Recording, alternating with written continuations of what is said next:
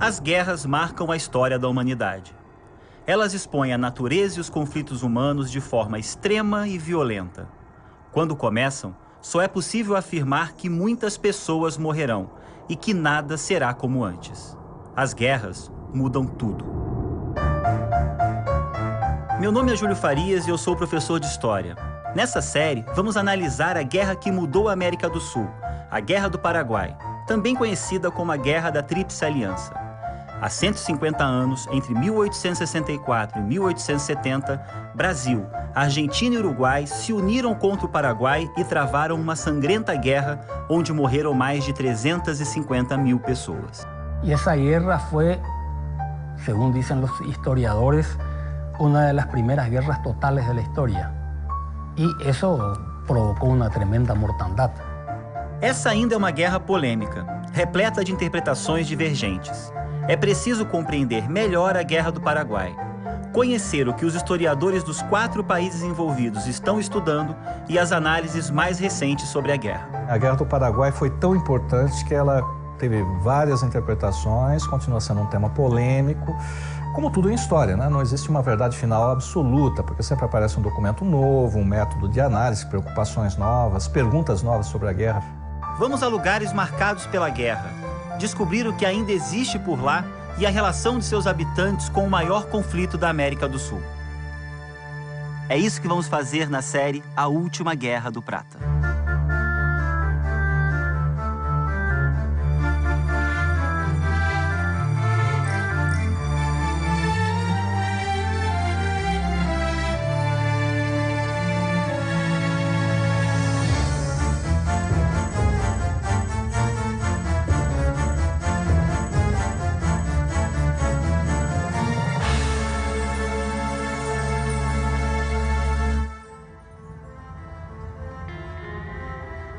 Rio da Prata, um dos personagens centrais da história da América do Sul. Sua posição geográfica e estratégica motivou disputas políticas e econômicas, conflitos e guerras. A última e maior delas é conhecida pelos brasileiros como Guerra do Paraguai, mas é também chamada de Guerra da Tríplice Aliança ou Guerra Grande. Muitos estudos já foram realizados sobre essa guerra. No Brasil, por exemplo, até meados do século XX, predominou uma visão onde o expansionismo paraguaio e a megalomania do seu presidente, Solano Lopes, motivaram a guerra. O nacionalismo da época exaltava heróis como o Duque de Caxias e o General Osório, que combateram o invasor. Depois, surgiu uma visão que culpava o Império Britânico, a maior potência da época, pela guerra. Nessa visão, Brasil, Uruguai e Argentina foram usados para impedir o desenvolvimento do Paraguai, que não submetia aos ingleses. Recentemente, novos estudos mais documentados buscam explicar o conflito a partir das tensas relações entre os países da região do Prata no processo de formação dos seus estados nacionais. É uma abordagem historiográfica mais abrangente, que exige que a gente conheça uma história que começa aqui, no Rio da Prata. Localizado no sul do continente, entre o Uruguai e a Argentina, o Rio da Prata é, na verdade, o grande estuário formado pelos rios Paraná e Uruguai. Por sua bacia hidrográfica, é possível acessar o interior do continente e chegar a 5 países: Argentina, Uruguai e Brasil, Paraguai e Bolívia. Em 1492, Cristóvão Colombo chegou ao continente americano e o reivindicou em nome da Espanha. Os portugueses já navegavam o Atlântico e não aceitavam essa posse espanhola. Depois de intensas negociações, em 1494, os 2 países chegaram a um acordo, o Tratado de Tordesilhas, que determinava um meridiano para separar os domínios de cada coroa nas novas terras. O Rio da Prata ficou no lado espanhol do meridiano. O tratado fez o acordo, mas na verdade nunca foi respeitado.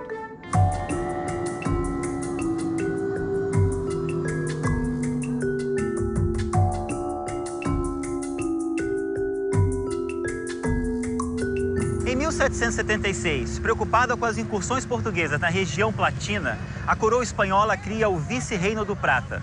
Buenos Aires torna-se sede política e econômica de uma região que ia da Patagônia ao sul ao Alto Peru no norte. A cidade se desenvolve rapidamente E o dinheiro trouxe muito poder. Aí, no início do século XIX, tudo mudou.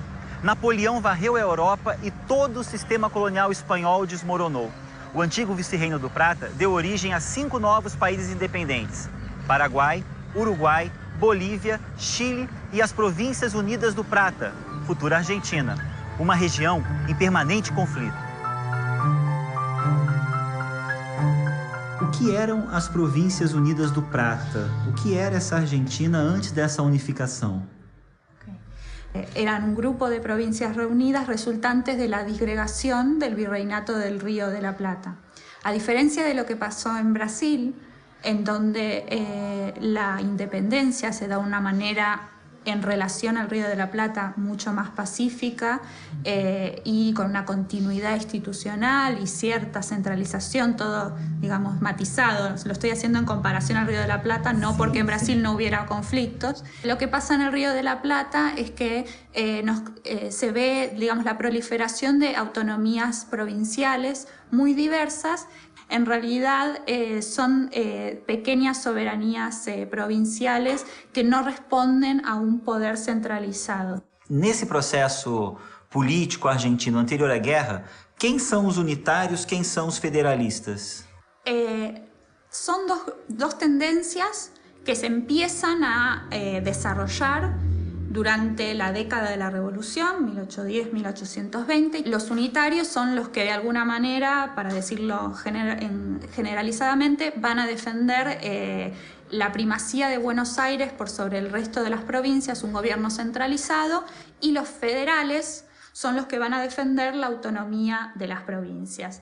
Eso es en un principio. Lo que pasa es que después la historia se complejiza bastante, porque no solo van a responder a esos principios, sino que después muchas veces va a haber disputas dentro de los mismos unitarios o dentro de los mismos federales, y muchas veces van a compartir algunas ideas, pero digamos, idealmente es esa la diferencia. Chegou a existir conflitos armados entre unitários e federalistas? Sí, es lo que caracteriza prácticamente la primera mitad del siglo XIX o el periodo de la post-independencia. Em 1835, o caudilho federalista Juan Manuel de Rosas assume o governo em Buenos Aires e implanta uma ditadura que assombra os países vizinhos. Existia, por parte da Confederação Argentina ou dos unitários, a ideia de reunir novamente o vice-reino do Prata, o antigo vice-reino do Prata, sob uma só bandeira? Sí, existía.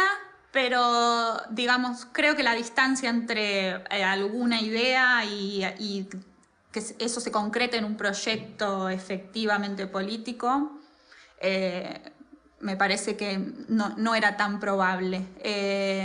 Digamos, me parece que había más un temor externo, a una paranoia a lo que Rosas podía llegar a ser. Me parece más un miedo que un peligro real. Sim. Brasileiros e argentinos herdaram a rivalidade de Portugal e Espanha na região platina. O objetivo do Brasil era impedir o domínio de Buenos Aires sobre a Bacia do Prata. Manter os rios abertos à navegação era a garantia de acesso ao oeste do Rio Grande do Sul, Paraná e Santa Catarina.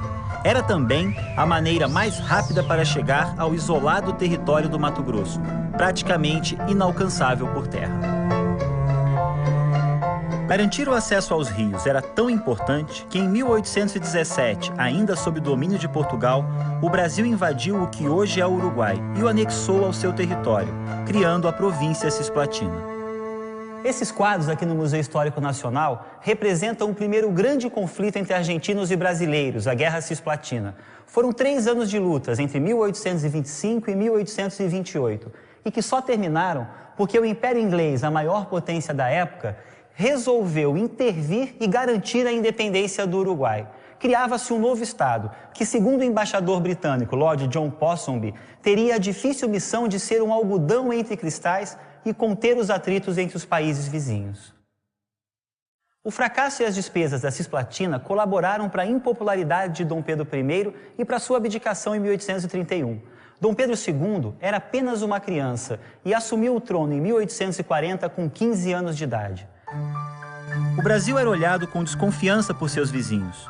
Era um país enorme, escravocrata e governado por uma monarquia de origem europeia em meio a diversas repúblicas em processo de formação. O Brasil via a região ali como repúblicas instáveis, como uma zona quase que natural de sua influência. Que havia disputas de fronteira com a Argentina, sim, havia. Havia disputas de fronteira com o Paraguai, disputas sobre a liberdade de navegação no Rio Paraguai, isso tudo havia. Mas não existe nenhuma prova que mostre que o Brasil tinha alguma pretensão, por exemplo, de reincorporar o Uruguai. Aliás, seria completamente improvável que, mesmo que ele tivesse essa pretensão, isso pudesse se realizar, né, pela intervenção da Inglaterra, que não deixaria isso acontecer. Ou seja, a Inglaterra não interessava um Brasil forte no Rio da Prata. Em 1851, Brasil e Argentina começaram uma segunda guerra na região, a Guerra do Prata.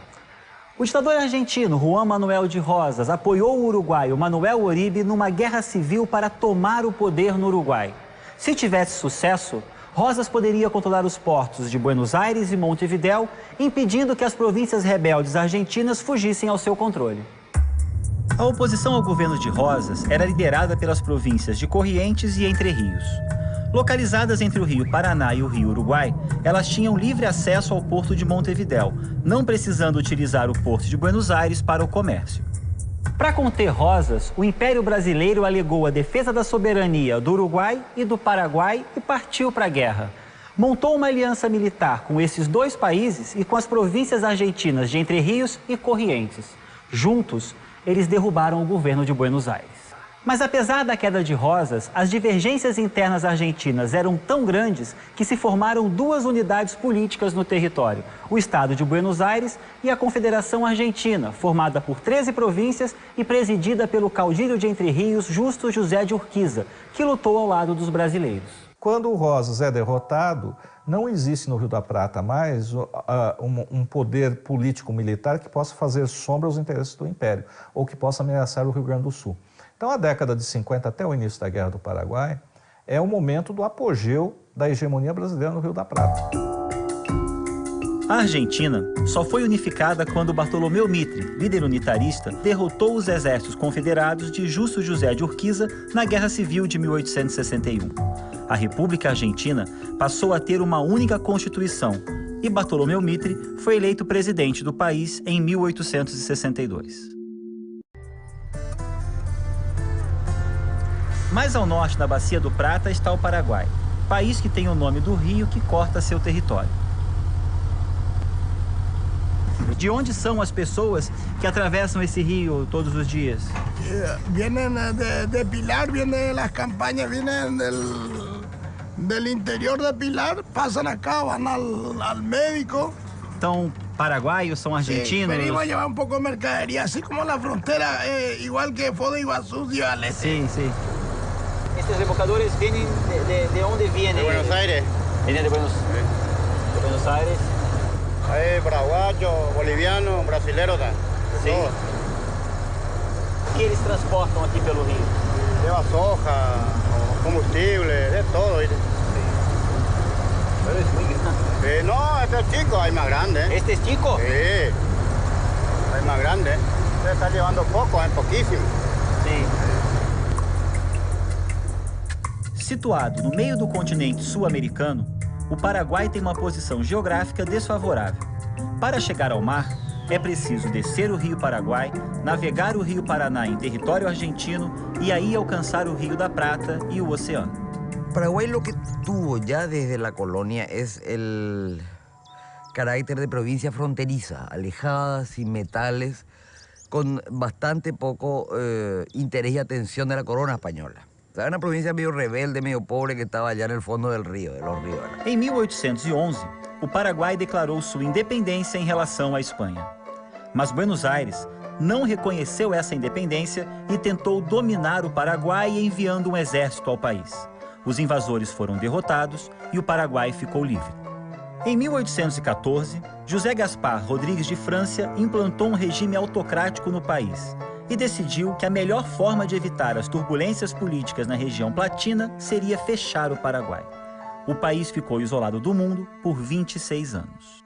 Desde Buenos Aires se ponían muchas trabas al comercio con con Paraguay, con la idea de, que todavía hoy es muy vigente, ¿no? Si cerramos las vías de comercio de un país, va a desaparecer. Entonces, eso fue la intención de Buenos Aires y Francia asumió el desafío. No voy a esperar a que me cierren, dijo Francia, sino que yo mismo cierro. Nadie entra, nadie sale. Lo que sucede bajo Francia es una recampesinización de la mano de obra que ya era mercantil a finales de la colonia. O sea, ya había moneda, ya había salario, ya había exportación, importación. Eso se recampesiniza, se vuelve otra vez de autoconsumo bajo Francia. Y lo que hay es una pobreza generalizada, digamos. O sea, es un país que se crea en medio del encierro y de la autosubsistencia de la pobreza. Em 1840, o ditador Francia morre. Em 1844, o Congresso Paraguaio elegeu Carlos Antônio Lopes o primeiro presidente constitucional do país. Ele manteve o controle sobre o Estado, investiu em infraestrutura e começou a abrir o Paraguai ao mundo. Cuando Don Carlos quiere volver a vender hierba, encuentra que el imperio brasileño ya se adueñó del mercado de la hierba, que es un mercado tradicionalmente paraguayo. Y que la tecnología de tostado y de ensuronado de la hierba mate ya había cambiado mucho por la inserción de Brasil en ese mercado, ¿verdad? Entonces, es como una inserción tardía en un orden que ya había cambiado mucho en esos 30 años anteriores, ¿verdad? Hay un desarrollo económico comparado con lo que había antes. Pero no había una potencia comparada con Estados Unidos, con Brasil o con Inglaterra, ¿no? Como muchas veces se plantea, ¿no? La revolución del Paraguay, sino que desde cero, que no había nada, al primer desarrollo siempre fue un desarrollo importante. En 1852, cuando Rosas cae, se reconoce la independencia del Paraguay, entonces ya hay una relación entre Argentina y Paraguay como dos estados independientes, entonces ahí hay un desarrollo mucho más grande porque el Paraguay sí puede empezar a vender y a exportar sus productos y traer gente de afuera. Y ahí empieza a abrir una serie de establecimientos industriales, podríamos llamar, como el arsenal o el astillero o la fundición de hierro, también el ferrocarril. Es decir, hay un desarrollo industrial pensado primeiramente para a guerra. Na década de 1850, o presidente paraguaio Carlos Antônio Lopes volta a sua atenção para os problemas de fronteiras. Com o Brasil, o Paraguai defendia que a fronteira entre os países era determinada pelo Rio Branco. Já o Brasil afirmava que a fronteira era delimitada pelo Rio Apa. Carlos Antônio Lopes, então, fechou o Rio Paraguai aos brasileiros e isolou o Mato Grosso. O Brasil ameaçou o Paraguai com uma guerra e o presidente paraguaio recuou e assinou um tratado de livre navegação em 1856. Com os argentinos, os paraguaios disputavam áreas nas províncias de Corrientes e de Misiones e também no Chaco, onde a Argentina queria que seu território fosse até o rio Pilcomayo. Em 1862, morre o presidente paraguaio Carlos Antônio Lopes. Seu filho, Francisco Solano Lopes, torna-se presidente do país. O Paraguai tem muitas questões pendentes, mas não busque resolvê-las pela espada, mas sim pela caneta, principalmente com o Brasil. Carlos Antonio Lopez never left Paraguay. Only his son, Francisco Solano Lopez, had been to Europe. And when he went to Europe, he was thinking about the process of opening Paraguay.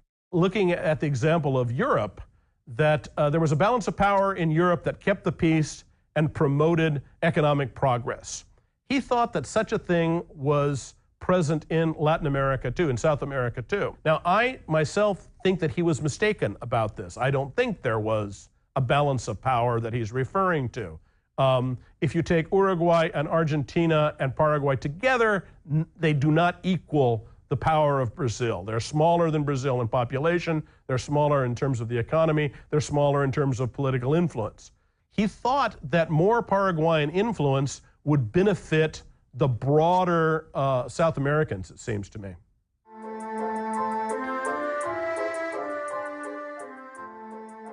As aspirações de Solano Lopes por maior influência na região despertaram o interesse da República Oriental do Uruguai, país que desde a sua independência era pressionado por Argentina e Brasil e vivia imerso em violentas guerras civis provocadas pelos seus dois partidos políticos, o Partido Colorado e o Partido Blanco. Em 1860, o Partido Blanco assumiu o governo uruguaio. O presidente Bernardo Berro buscou a proteção paraguaia e, em troca, ofereceu a saída para o mar que o Paraguai tanto precisava. O Uruguai, na primeira metade do século XIX, nesse momento anterior à guerra, como era a política uruguaia? Bastante complicada, porque con Uruguay nacen casi al mismo tiempo sus partidos políticos, Partido Blanco y Partido Colorado. Sí.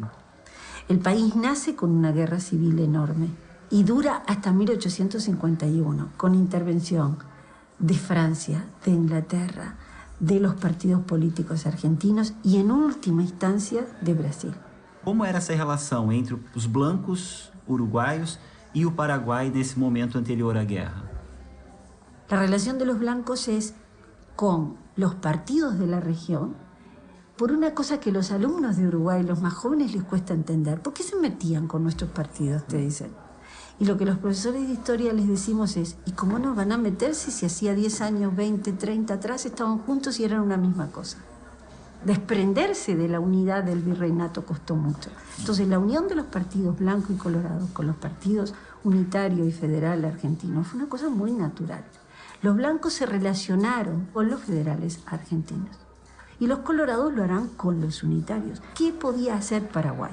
Paraguay buscaba una salida al mar, pero además de salir al mar quería hacerlo para marcar una presencia fuerte en la región que no había tenido por su antigua e histórica política de aislamiento. Entonces, con Rosas no se podía, con Mitre se va a poder muchísimo menos pensar en la salida contando con Buenos Aires. ¿El puerto alternativo cuál es? Montevideo. Y un Montevideo controlado por colorados que están aliados históricamente con los unitarios hace que naturalmente Paraguay apoye a quien? A los blancos. O Porto de Montevidéu era uma alternativa também para as exportações das províncias federalistas argentinas. Isso incomodava o presidente Bartolomeu Mitre, que apoiou secretamente Venâncio Flores, líder da oposição uruguaia, em uma nova guerra civil no país. E em 1863, o presidente uruguaio Bernardo Berro começou a ter problemas também com o Brasil. O governo Blanco não renovou um tratado de comércio e navegação e depois investiu contra os estancieiros gaúchos que possuíam terras no país. Aumentou os tributos do comércio na fronteira, proibiu o trabalho escravo em terras de brasileiros e se recusou a devolver escravos fugitivos. Os produtores gaúchos foram até o imperador cobrar medidas contra o governo uruguaio, que acusaram de promover violência e perseguição contra os brasileiros. E los criadores de ganado en la zona de Río Grande avanzaban sobre el territorio oriental, muy generoso en existencia de ganado, que alimentaba una industria saladeril riograndense importante. Claro, avanzaban como si estuvieran en territorio brasileño, pretendían sus reglas, pretendían sus leyes, pretendían sus beneficios. Era una fuerza económica que de alguna manera determinaba también al imperio brasileño a intervenir. Temendo um conflito com a problemática província do Rio Grande do Sul, o imperador enviou o conselheiro Antônio José Saraiva a Montevidéu para negociar um acordo. Para o conselheiro Saraiva, a solução do problema seria o fim da Guerra Civil Uruguaia e um governo de conciliação entre blancos e colorados. Negociar a paz com o Uruguai era complicado, entre outros motivos, porque muitos produtores brasileiros estavam lutando contra o governo uruguaio ao lado do líder colorado Venâncio Flores. O acordo de paz não foi possível. E em 1864, no dia 4 de agosto, o governo brasileiro emite um ultimato aos uruguaios, dando 6 dias de prazo para que todas as suas necessidades, todos os seus pedidos fossem atendidos. Caso contrário, iria acontecer que as forças do Exército Brasileiro, estacionadas na fronteira, receberão ordens para procederem às represálias sempre que forem violentados os súditos de Sua Majestade. Ou ainda, que também o almirante Barão de Tamandaré receberá instruções para, do mesmo modo, proteger com a força da esquadra os agentes consulares e aos cidadãos brasileiros ofendidos. A dureza desse ultimátum provocou uma reação igualmente dura dos uruguaios, que se recusaram a arquivar esse documento e romperam relações diplomáticas com o Império Brasileiro. E mais, O presidente Aguirre, do Partido Blanco, encaminhou uma cópia desse documento para o Paraguai de Solano Lopes, pois imaginava que era o elo que faltava para a aliança entre Paraguai e Uruguai. I think that the Blanco government were very happy to use Solano Lopez in this way. So instead of thinking it from the vantage point of Solano Lopez using the Uruguayan problem as a way to become more important regionally, it was that the Uruguayans were setting the things up for him to fall into line with that.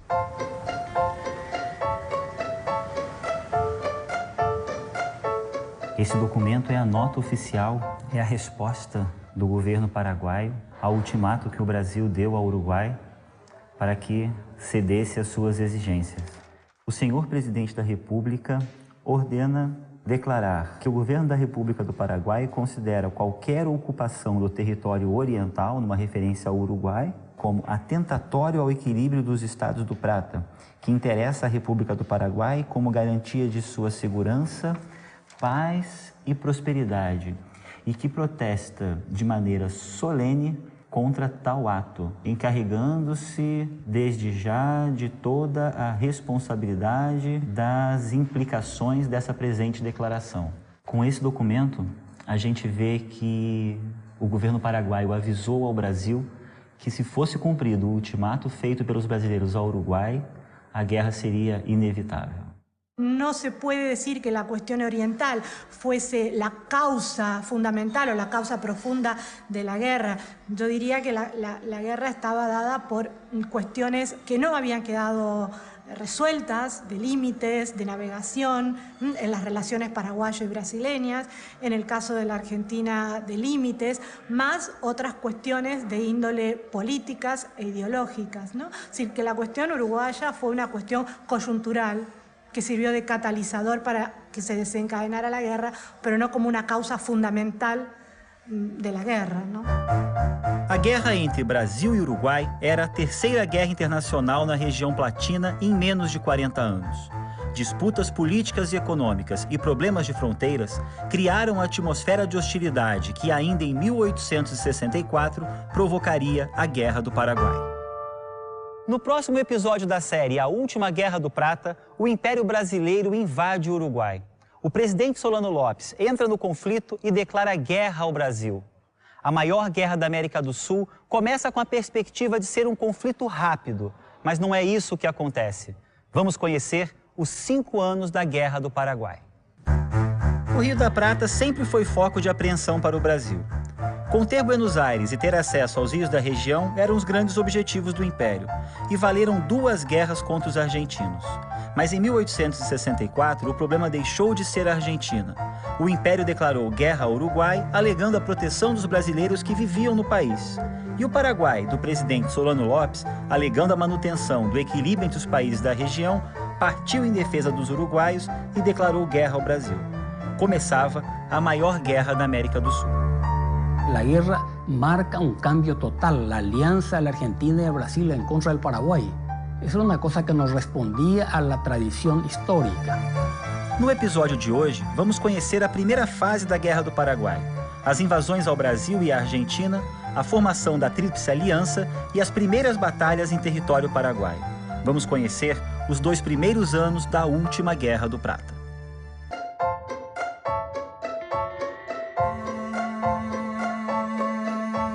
Em setembro de 1864, aqui da Baía de Guanabara, a esquadra imperial brasileira, a mais poderosa da América do Sul, zarpou em direção ao Rio da Prata para derrubar o governo uruguaio.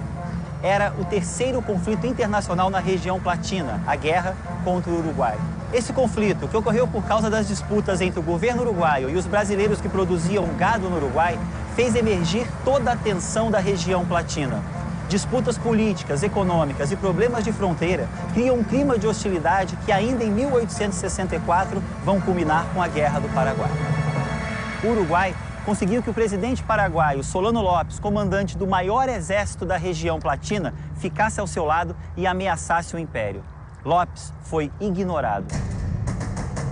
As cidades de Paissandu e Salto foram atacadas por brasileiros e por forças leais ao Partido Colorado, oposição ao governo Blanco uruguaio. Por quase um mês, Paissandu resistiu. mais de 2.500 bombas atingiram a cidade, que finalmente caiu em 2 de janeiro de 1865. As forças brasileiras, unidas aos traidores que acompanham Flores, cometeram um ato de repugnante crueldade e barbárie. A heróica Paissandu sucumbiu ao final.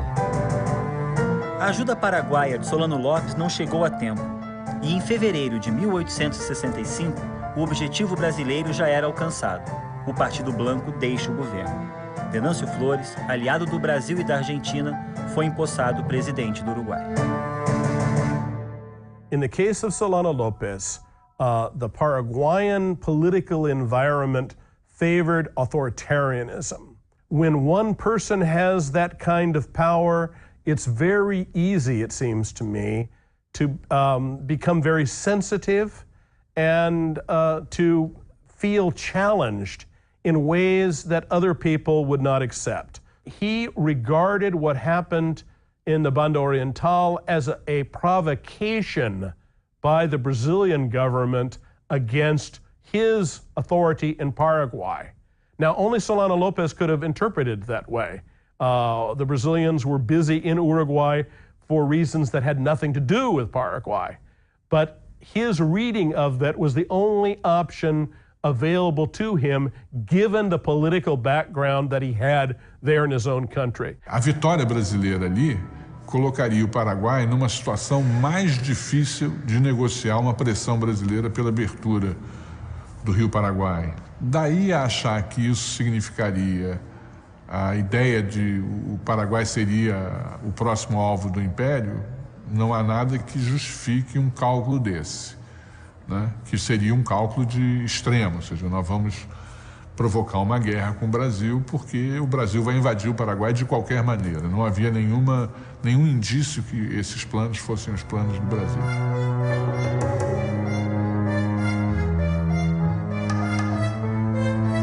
Com a invasão do Uruguai, Solano Lopes retaliou o Brasil. Sua primeira medida foi ordenar a apreensão do navio brasileiro Marquês de Olinda, que passava aqui pelo porto de Assunção com o novo presidente da província do Mato Grosso. A segunda medida foi executar uma ofensiva contra o Brasil, que tinha 2 frentes de combate.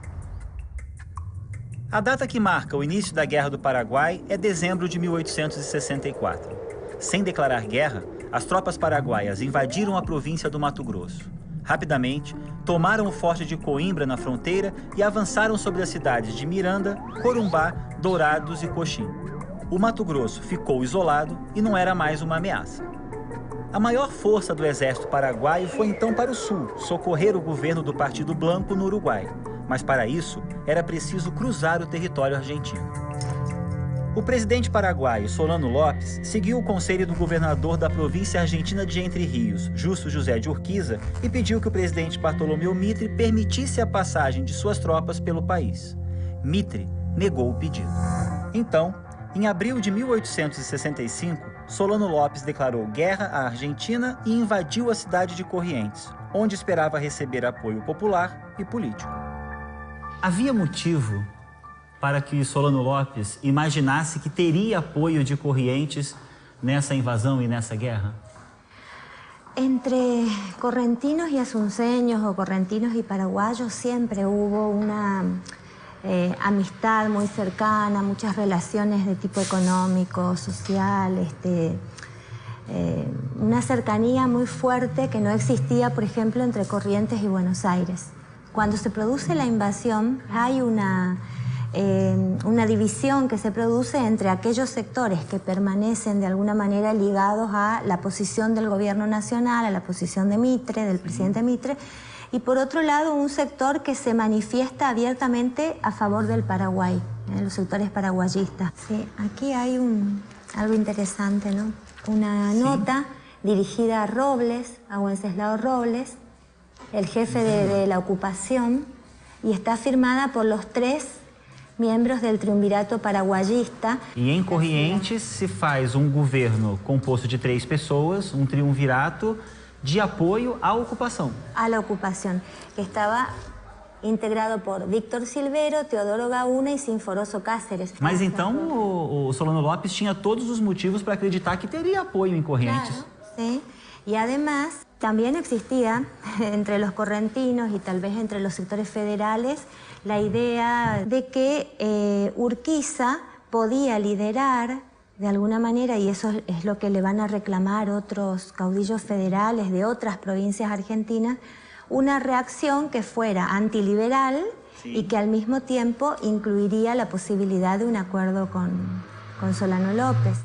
Não se tinha a leve impressão de que a Argentina ia entrar na guerra porque sabia-se que o interior argentino era contra a guerra. Quer dizer, esse é potencialmente o grande erro do Solano López. Ao invadir Correntes, ele viabiliza que o Mitre assine o Tratado da Tríplice Aliança.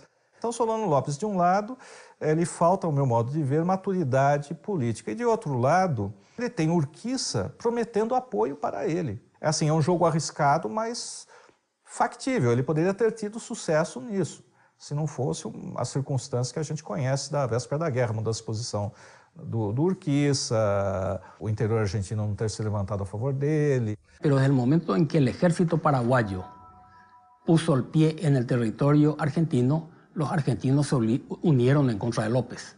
Él contaba con las divisiones internas de la Argentina y también contaba con el conflicto entre el Brasil e Inglaterra, que hubo eso antes. Pero en fin, ese conflicto entre Inglaterra y Brasil no iba a derivar en una intervención inglesa en el Brasil. López tenía miedo de verse acorralado por sus vecinos. ¿Qué pasaba si la Argentina y Brasil se ponían de acuerdo y atacaban el Paraguay? Entonces, para evitar eso, tomó medidas que no tendían precisamente a buscar una guerra larga, sino a evitar la posibilidad de una alianza. Y en realidad, lo que se produjo fue la alianza.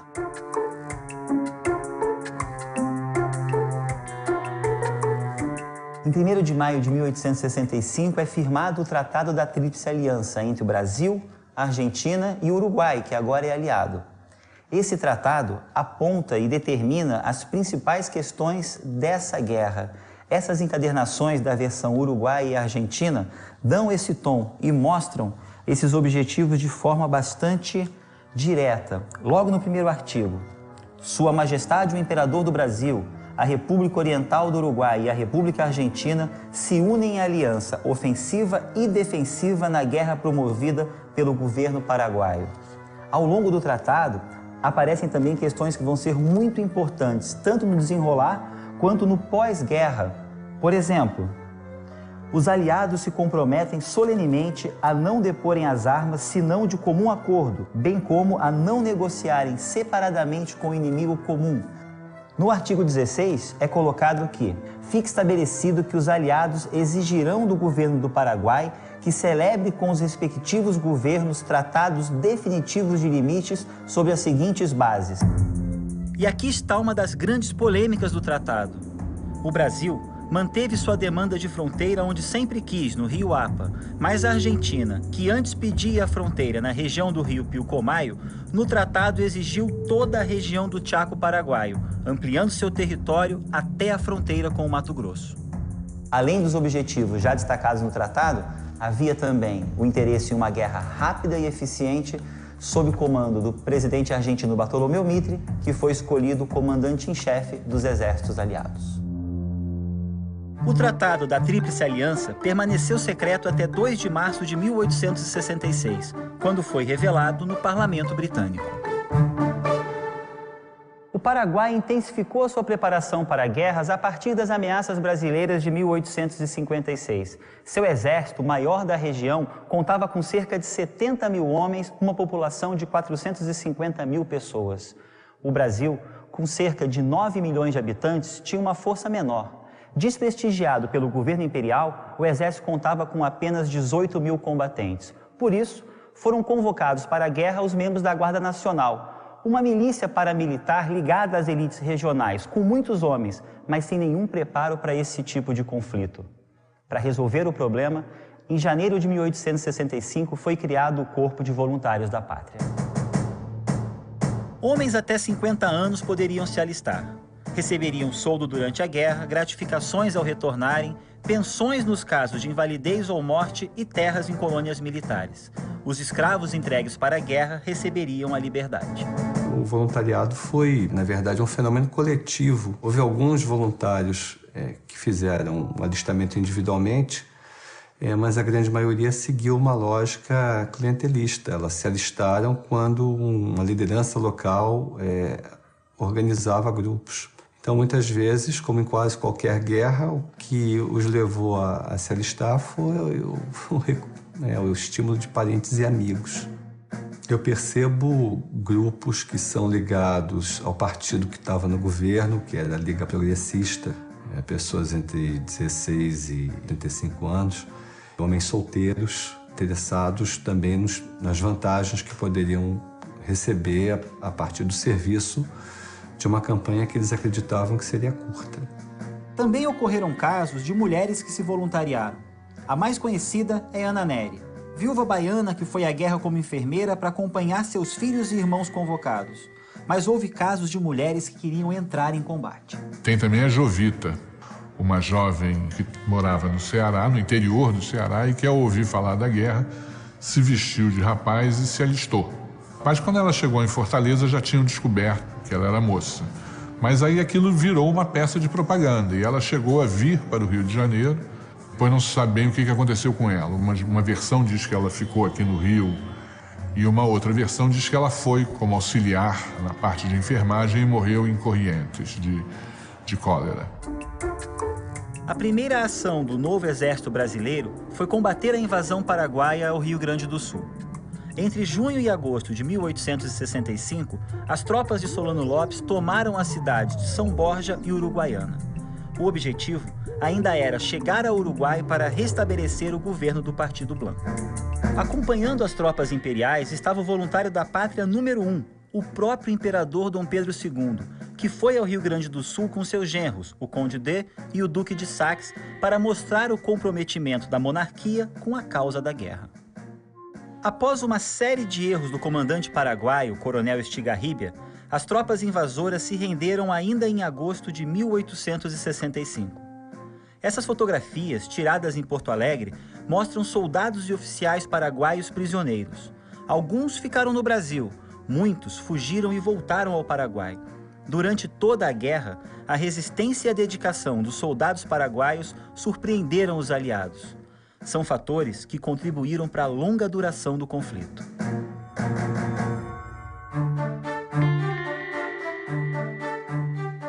Durante a guerra, manter os rios platinos abertos era fundamental para o Paraguai se abastecer. Mas a Esquadra Imperial Brasileira controlava a navegação no Rio Paraná. Então, no dia 11 de junho de 1865, Solano Lopes tentou capturar as embarcações da Marinha Brasileira, comandadas pelo almirante Barroso. Esse confronto, decisivo para a guerra, foi a Batalha do Riachuelo. Aqui no Parque Vaporcuê, próximo a Assunção, estão os restos de alguns barcos que participaram dessa batalha. Está do lado de um navio que participou da Batalha Naval do Riachuelo, do combate do Riachuelo. É impressionante. As crianças correndo, as crianças passando ao lado de um documento desse tamanho, é algo indescritível, é muito bom, é muito bom. No Rio Paraná, próximo a Corrientes, os paraguaios tentaram um ataque surpresa à Marinha Brasileira. Mais moderna e bem equipada, a Esquadra Imperial reverteu a situação. A Força Naval Paraguaia foi praticamente eliminada. Ainda era junho de 1865 e a guerra estava apenas começando. Mas depois da Batalha do Riachuelo, o destino do Paraguai estava selado. Sem o acesso ao rio, o país não poderia mais receber nem armas e nem produtos do exterior. Com a derrota em Riachuelo e a rendição em Uruguaiana, os paraguaios recuaram. Em novembro de 1865, deixaram Corrientes voltando para o seu território. Os aliados então prepararam a invasão ao Paraguai. Bombardearam a fortaleza de Itapiru, na fronteira, e no dia 16 de abril de 1866, cerca de 60 mil homens cruzaram o Rio Paraná em apenas uma noite. A primeira base aliada no Paraguai foi na pequena Passo de Pátria. Hoje, a cidade tem cerca de 2 mil habitantes. Na época da guerra, mais de 60 mil pessoas viveram na região. Cercados pelo Chaco, pântano de vegetação espessa e grandes alagados, os aliados desconheciam o terreno e tinham enormes dificuldades para movimentar as tropas. A gente está aqui no Esteiro Belaco, mas o que é um esteiro, esse terreno? Como é que é isso aqui? Bueno, este es el gran estero Bellaco. Aquí se desarrolla la primera batalla paraguaya en territorio paraguayo. El estero Bellaco es muy fongoso, es un estero que tiene mucho junco, mucho pirí. Entonces, cuando más se transita, por ejemplo, se pone más feo porque es un embalse, ¿verdad? No se podía transitar fácilmente, por eso se abrieron los pasos. Entonces, por eso sobre el estero Bellaco hay muchos pasos, así como Paso Carreta, Paso Canoa y Paso Sidra. Ese era el camino real que unía Paso del Patria con Humaitá, es el viejo camino. Quando a gente vê nos livros a impressão de que as batalhas são distantes umas das outras, mas não, os territórios são muito próximos uns dos outros das batalhas. Sí. La distancia, por ejemplo, de Tuyutí a Yataiticorá, por ejemplo, es de 2 kilómetros. La distancia del estero Bellaco a Tuyutí ya es más o menos a 200, 300 metros nomás. Y Boquerón del Sauce, más o menos un distante de 1,5 kilómetros a 2. Estacionados na região, os exércitos aliados montaram o acampamento de Tuiuti, o maior de toda a guerra. O presidente Solano Lopes queria impedir que os invasores se fixassem nesse local e partiu para a ofensiva. Em 24 de maio de 1866, Solano Lopes ordenou um ataque surpresa ao acampamento de Tuiuti. Por horas, as tropas combateram na maior batalha já ocorrida na América do Sul.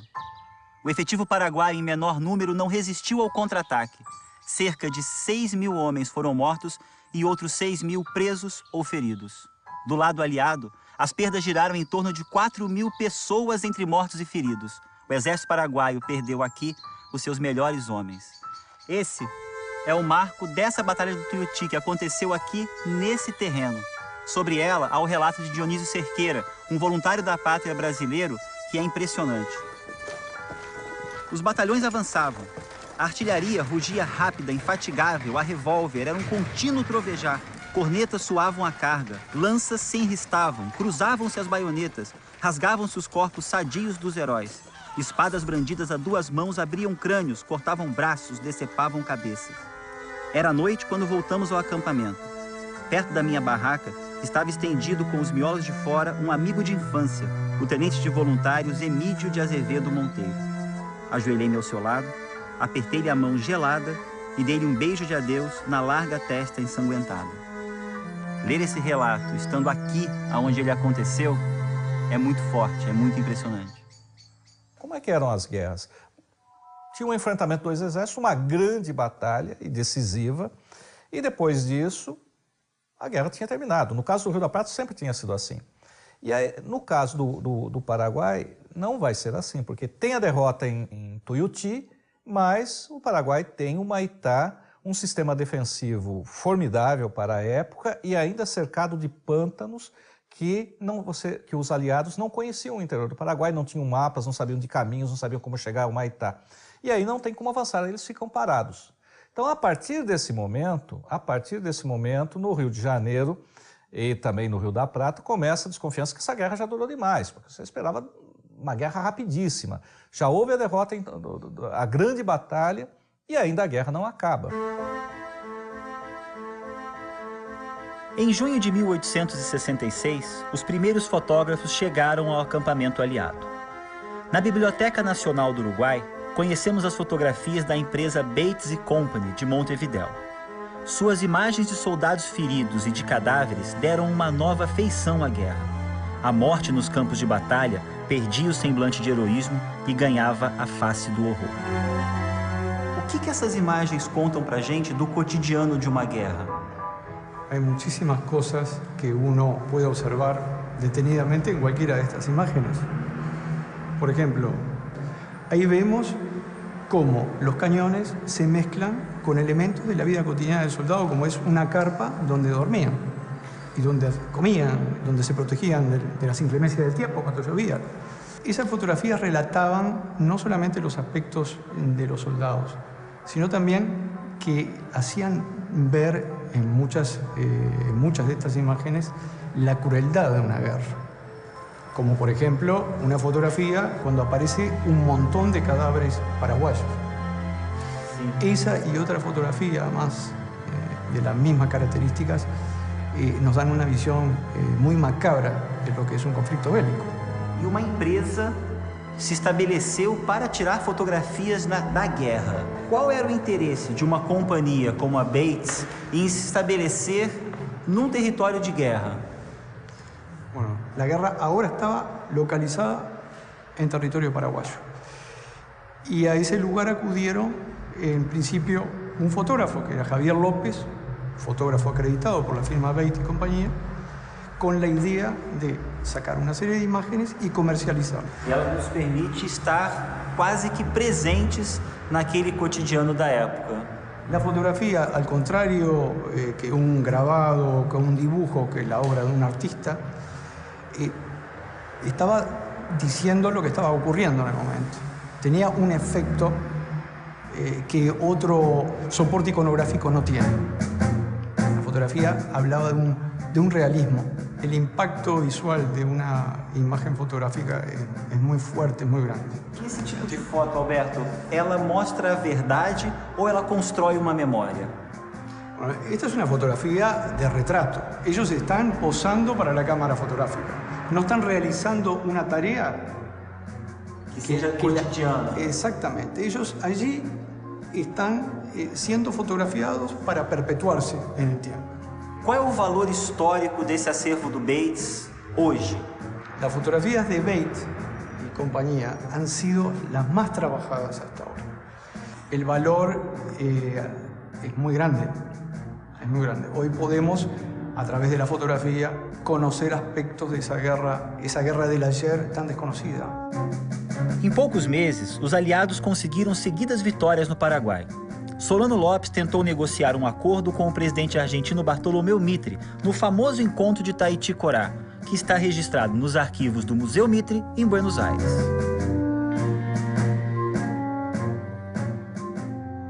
Esse documento é uma carta diplomática onde Mitre se dirige aos seus diplomatas pedindo opinião sobre as posições propostas por Solano Lopes em Taiticorá e perguntando qual é o limite da sua atuação para negociar com Solano Lopes condições para uma paz.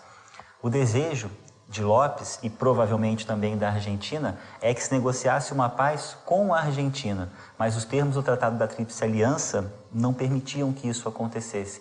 E há um trecho do documento em que isso fica muito claro, em que ele diz: a questão está em que nós cremos que pelo tratado se pode tratar com Lopes de comum acordo entre os generais, mas o Brasil sustenta que não pode tratar-se com Lopes em nenhum caso. Não querem tratar sem a separação dele da presidência do país e a organização de um governo livre, o que agora não é uma hipótese. Então, não é possível discutir. É melhor deixar as coisas acontecerem. É emocionante você poder ter em mãos um documento do primeiro presidente da Federação Argentina e nos seus tratados e nas suas colocações enquanto general em chefe das forças do Tratado da Tríplice Aliança, da Guerra da Tríplice Aliança. Tuyutí es el tercer ejército paraguayo destrozado, ¿verdad? El primero fue Uruguayana, el segundo fue Riachuelo, donde muere la Armada, lo que parecía la Armada paraguaya. Y en Tuyutí se acaba el último ejército formado como ejército, ¿verdad? Entonces, bueno, suponían que López ya iba a aceptar el armisticio y ya iba a aceptar la derrota, ¿verdad? Incluso la oferta que traen es que se vaya a Europa, ¿verdad? Y al final López dice no, ¿verdad? Pero eso es lo incomprensible. O sea, desde Tuyutí a Cerro Corazón ya no se entiende la guerra, ¿verdad? Porque eso es destrucción pura, ¿verdad? Destrucción del lado de las tropas aliadas y destrucción del mismo lado paraguayo. Eso ya es pura matança sem nenhum sentido. Aí já não houve batalha. No próximo episódio da série A Última Guerra do Prata, o avanço das tropas aliadas para no sul do Paraguai. O desconhecimento do território, as disputas políticas entre os comandantes aliados e a resistência dos paraguaios empurram a guerra para o seu terceiro ano. Vamos conhecer os impactos da vitória paraguaia em Curupaiti e da chegada do Marquês de Caxias ao fronte. Ele assume o comando e leva os aliados até Assunção.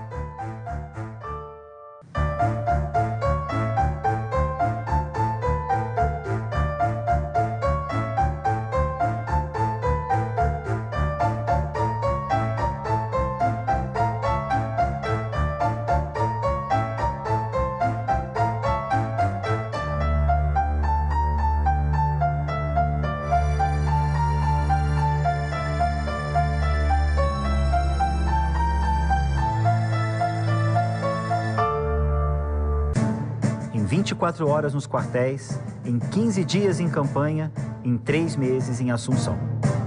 Quando o presidente argentino Bartolomeu Mitre fez essa declaração em abril de 1865, os aliados estavam otimistas.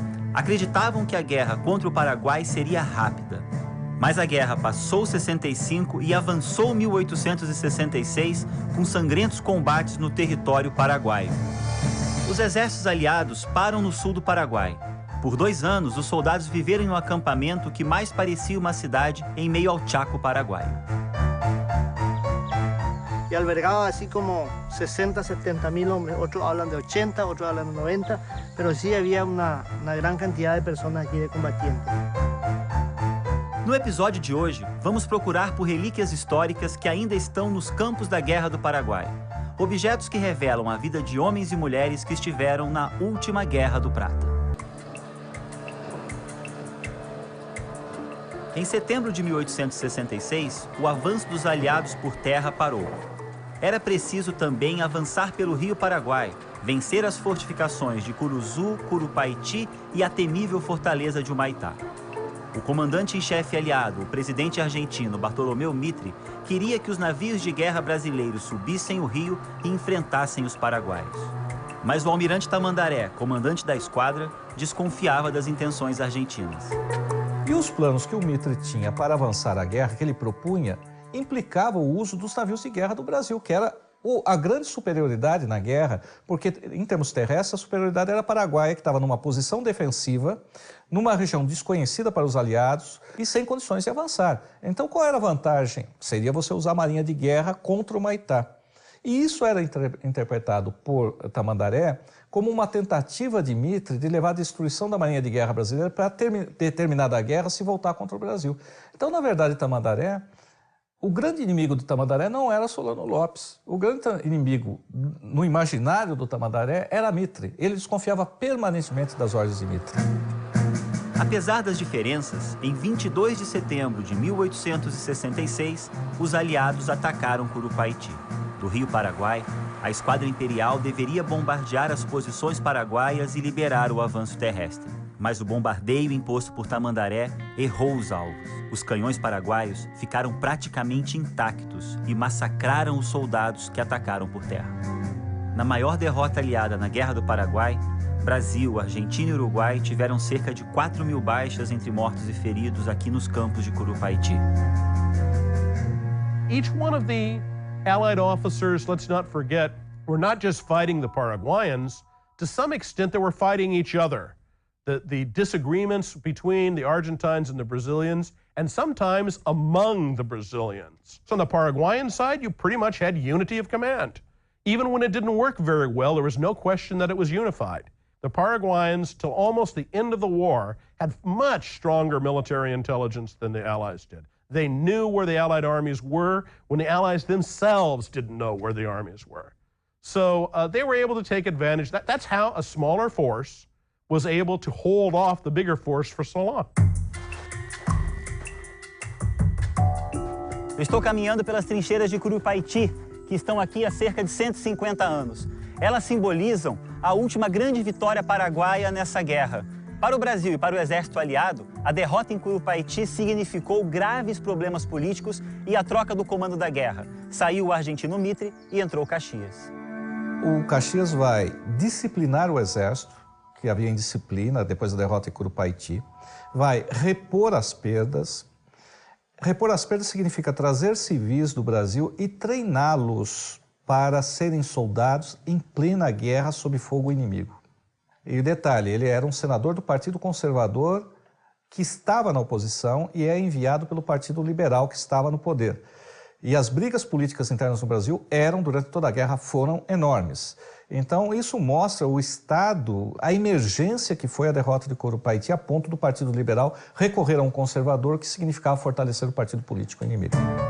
Caxias chegou ao Paraguai em novembro de 1866 para comandar os brasileiros.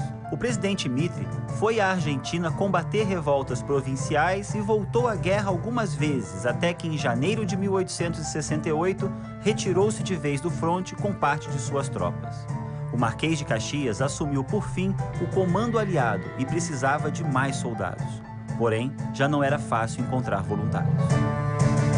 Com as notícias vindo do front, né, a respeito da morte por doenças, péssimas condições sanitárias e também com os primeiros casos de vítimas cujas famílias não eram amparadas, o sentimento de colaboração diminuiu. O governo, através dos presidentes de província, dos delegados de polícia, começou a coagir. Então, ele começou a caçar, que já era uma prática anterior, os recrutas. As pessoas fogem. Muitas vezes fogem, inclusive, para quilombos. Então, há uma fase de resistência ativa, né? Tanto pela fuga, como muitas vezes pelo ataque a cadeias ou escoltas. Não havia quartéis e também era muito difícil segurar os recrutados à força. Caxias manteve o exército aliado estacionado na região de Tuiuti por mais de um ano. Seu objetivo era reorganizar e preparar as tropas para vencer Curupaiti e avançar sobre a fortaleza de Humaitá. O acampamento cresceu, tornou-se uma enorme cidade. Vicente, estamos no campo de Tuiuti. Esse acampamento onde milhares de pessoas, cercadas de terrenos alagados, de vegetação, estiveram. Qual é a extensão desse campo? Até onde ele iria? Bueno, este es el gran campo de Tuiuti, ¿verdad? El atrincheramiento donde están el grueso del ejército aliado. Luego, ¿verdad? Cuando ellos se establecieron aquí, ocuparon un rayo desde Piri hasta Tuyucué, 10 kilómetros arriba del Bellaco. Então tudo que nós estamos vendo aqui era o acampamento? Sí, o sea que y albergaba así como 60, 70 mil hombres. Otros hablan de 80, otros hablan de 90, pero sí había una gran cantidad de personas aquí de combatientes. Eu posso imaginar, ali grupo de soldados acampados, ali a tenda de oficial, para lá uma casa comercial, sí, alguma o sea coisa nessa região. Según la foto que se ve, ¿verdad? Sí había mucho, ¿verdad? Las grandes inmensas sábanas blancas que se ve, ¿verdad? Que inclusive estaban con cuadras. Se tenía teatro, se tenía todo acá en Tuyuti. Había ruas. Había todo, se jugaba, por ejemplo, a la balita, a la ruleta, o sea, de todo, o sea que no era guerra todos los días, inclusive hacía fiestas. Estaba muy bien montada una ciudad completa aqui, que funcionava desde peluqueiro hasta banco Mauás. A nossa inanição em Tuiuti levantou uma pequena cidade à retaguarda do exército, com sua igreja, teatro, salões de baile, de bilhar, de cabeleireiro e de barbeiro. Enfim, ali se encontrava tudo quanto se pudesse desejar em qualquer cidade da província, pois o comércio era enorme e perfeitamente sortido. Não há mulheres nas fotografias dos acampamentos, mas a presença feminina pode ser confirmada pelas imagens de crianças entre os soldados, muitas inclusive nascidas nos acampamentos da Guerra do Paraguai. Havia prostitutas, mas também esposas e mães que acompanhavam seus parentes. Trabalhavam no comércio, cozinhavam, costuravam roupas e cuidavam dos feridos. Eram conhecidas como vivandeiras. O exército paraguaio também era acompanhado por muitas mulheres. Todas las mujeres del sur fueron evacuadas a las cordilleras, que es la región central del Paraguay, y allí fueron dispuestas como soldados. Este ejército, integrado mayormente por mujeres, tenía la misión de alimentarle al país durante el tiempo que dure la guerra. Otro grupo importante de mujeres los constituían las esclavas, que también muy poco se habla de la fuerza de las esclavas, especialmente del Estado, que trabajaban en los hospitales, en todos los hospitales de guerra.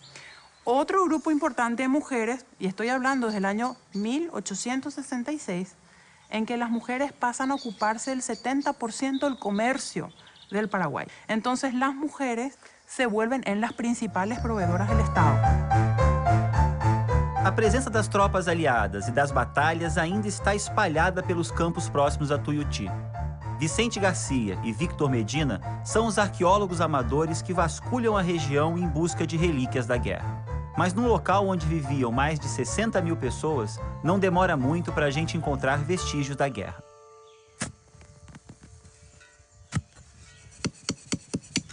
Queremos acá?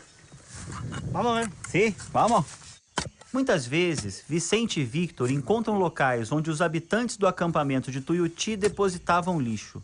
Lá, descobrem objetos de todos os tipos e de diferentes origens. O que é isso, Vicente? Esta é uma bilha de cinto.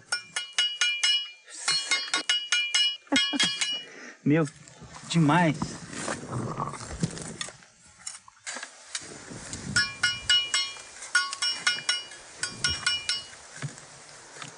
Um parafuso. Opa! ¿Qué es este? Una villa. ¿Villa? Una villa, pero... ¿Hay muchas? Aparentemente no. De estos yo no tengo. Puede ser de caballería o de... ¿Caballería sí, para sí? Sí, de cincha. Para cinchar los caballos. Sí. ¿Vamos?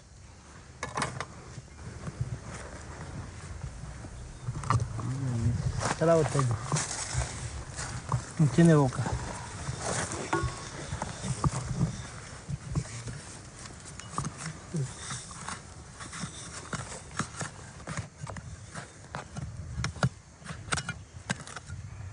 Opa.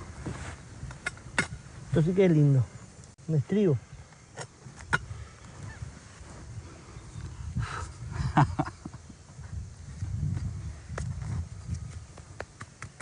Este es un estribo el más lindo que hay. Y es de bronce.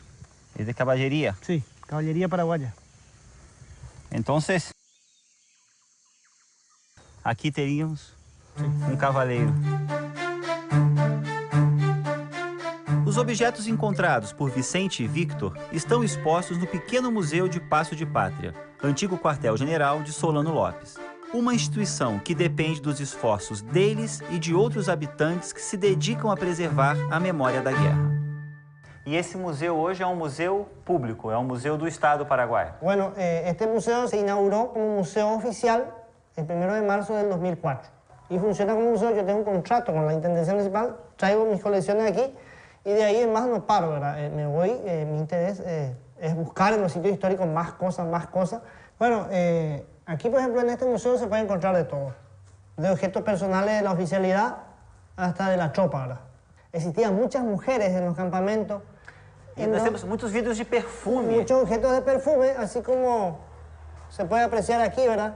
Venían de London o de París, como lleva impreso, ¿verdad? Hay algunos que venían del Río de Janeiro, de Buenos Aires, de Montevideo. Você me falou das bebidas. Tem garrafas de muitos lugares do mundo também aqui? Sí, cuando se va a una excavación, lo primero que choca es por la botella, porque era lo indispensable en los campamentos. ¿Por qué? Porque lo hacía todo. Cuando uno tiene hambre, caña. Cuando uno está triste, caña. Cuando uno quiere aumentar su alegría, caña. E el anestésico para el ejército paraguayo era caña. Agora, esse sofrimento, ele fica expresso também. Nós passamos aqui por uma caixa de ossos humanos. Bueno, eso es lo más triste para el pueblo paraguayo, para el ejército paraguayo en aquel entonces. Obviamente son restos óseos de mucho tiempo. Y tuve el atrevimiento, ¿verdad?, de traerlo aquí para que se pueda ver cómo pasaron esos soldados en aquel entonces. O tamanho dessa guerra... Assim mesmo assusta quando a gente se depara com alguma coisa assim. Os objetos revelam o cotidiano da guerra. O dia a dia com muitas línguas onde soldados de diferentes nacionalidades tentavam sobreviver. Nas fotografias da Guerra do Paraguai, chama a atenção a presença de soldados negros nos 3 exércitos da Tríplice Aliança. No exército paraguaio, também existiam soldados negros. No Uruguai, a população negra era uma população razoável, né? Se você olhar as imagens de soldados uruguaios, eles são negros, né? Na Argentina, uma parcela pequena da população argentina era negra, né? Principalmente em Buenos Aires, e muitos foram para a guerra, muitos desapareceram na guerra. A escravidão não estava abolida no Paraguai ainda. Paradoxalmente, quem aboliu a escravidão foi o Conde D. Né? Só que a escravidão no Paraguai não tinha o peso que ela tinha no Brasil, então era uma coisa residual. Né? E os paraguaios compunham e mandavam os soldados negros na linha de frente mesmo. Numa população de 9 milhões de habitantes, o Brasil na época tinha 1,5 milhão de escravos. A população negra e parda livre é superior à população negra e parda escrava. O exército de linha, na base, ele representava os setores mais pobres da população do Império. E esses setores já eram, em sua maioria, afrodescendentes. O número de escravos libertos deve ter girado em torno de 10 ou 15 mil indivíduos, oficialmente são 7 mil. E na verdade, uma parte relevante desses indivíduos veio das próprias casas imperiais. Então, o que se conseguiu foi, de certa forma, acabar com a figura do escravo da nação, que estava ali presente, ou seja, do escravo público. A contribuição privada foi muito pequena.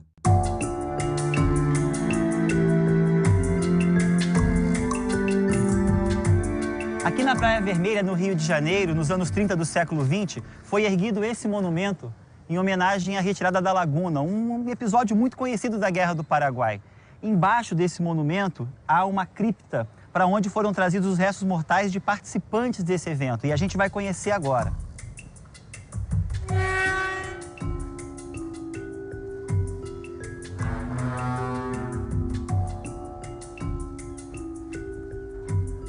O militar e escritor brasileiro Visconde de Toné, autor da obra A Retirada da Laguna, participou e narrou a saga das tropas brasileiras que foram por terra, de São Paulo até o Mato Grosso, para combater a invasão paraguaia. Ele conta que depois de 2 anos de marcha, famintos, os brasileiros invadiram a Fazenda Laguna, no Paraguai, à procura de alimentos, mas foram recebidos pelo exército paraguaio e postos em fuga. Essa cripta abriga os restos mortais de participantes daquele momento, como o Coronel Camisão, o Tenente Antônio João. Essa cripta foi construída nos anos 30 para homenagear os participantes da retirada da Laguna. Era um momento em que a República procurava por heróis nacionais, mas, na verdade, as forças brasileiras foram dizimadas nessa retirada. A fome e o cólera mataram a maioria dos soldados, muito mais do que os combates e as balas, o que, aliás, foi muito frequente durante a Guerra do Paraguai.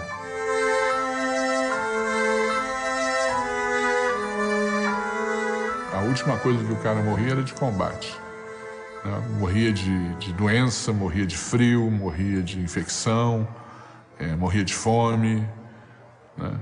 Um historiador britânico que escreveu um livro chamado Uma História da Guerra, John Keegan, ele chega a estimar que até a Primeira Guerra Mundial, que é a primeira guerra que morre mais gente em batalha do que de doença, né? Para cada morto em campo de batalha, você tinha 5 a 7 mortos por outras causas.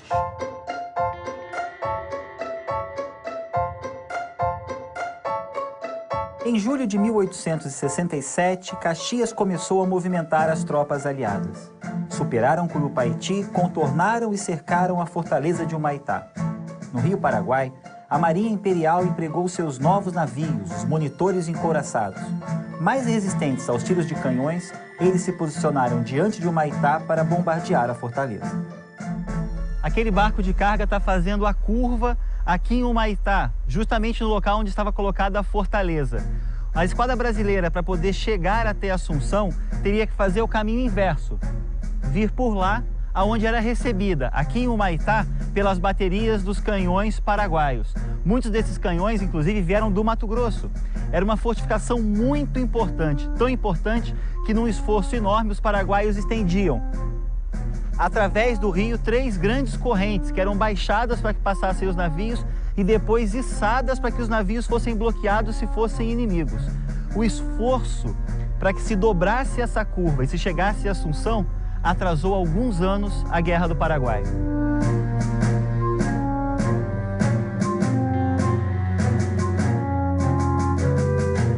Humaitá foi um ponto muito importante para a defesa paraguaia. Como é que se organizava essa defesa aqui nessa região? ¿Y en qué consistía eso? De hacia el río tenemos, o sea que teníamos, ¿verdad?, las distintas baterías desplazadas más o menos 300 metros de este sitio, que es el que fue cuartel general del Mariscal López. 199 bocas de fuego esperaban aquí en esta curva a los acorazados que venían avanzando aguas arriba, ¿verdad? De este lugar a 700 metros estaba emplazada la batería Londres con 16 bocas de fuego esperando a los enemigos. Llamada Londres en homenaje a los ingleses que han ayudado a Paraguay durante la guerra de la Triple Alianza, porque hay que saber que se han traído expertos de Europa para que puedan diseñar lo que fue la defensa de la fortaleza de Humaitá. Quanto tempo Humaitá foi bombardeada até cair? Dicen verdad de que Humaitá fue bombardeada día y noche durante 6 meses incesantemente. 6 meses. Y el objetivo principal era el templo más lindo, según los historiadores, porque los aliados creyeron que el mariscal López guardaban ahí sus municiones. Em fevereiro de 1868, os navios brasileiros ultrapassaram Humaitá. Sem condições de resistir, em março, Solano Lopes abandonou a fortaleza cruzando o rio Paraguai e seguindo pela margem argentina até San Fernando. 3.000 paraguaios ficaram em Humaitá e resistiram aos ataques aliados até 24 de julho de 1868, quando abandonaram a fortaleza. No dia seguinte, as tropas aliadas entraram em Humaitá deserta. Essas ruínas são um símbolo muito forte desse lugar e dessa região. Estar aqui é llenar-se de uma energia muito especial. É mesmo. É sentir mais de cerca esse sentimento de paraguaio. Sobre aqueles hechos trágicos hoy día, no hay que olvidar la historia, pero sobre ella hay que construir el desarrollo de los pueblos, con la paz, la fraternidad, la concordia y la ayuda mutua entre las naciones. Que ela permaneça aqui, assim como está, que não simbolize nunca mais uma guerra e que seja só um símbolo da paz que existe hoje entre essas nações e da paz que existe entre as pessoas que vêm aqui visitar, porque é um espaço muito bonito. Após a tomada de Humaitá, as tropas aliadas avançaram para Assunção. Na dezembrada em 1868, venceram as batalhas dos arroios Havaí e Itororó e de Lomas Valentinas, quando o exército paraguaio foi praticamente aniquilado. Em Havaí e Itororó, os generais brasileiros Caxias e Osório colocaram-se na linha de frente, empurrando as tropas. Em Lomas Valentinas, o Marechal Lopes foi visto ao alcance das tropas brasileiras, mas conseguiu fugir.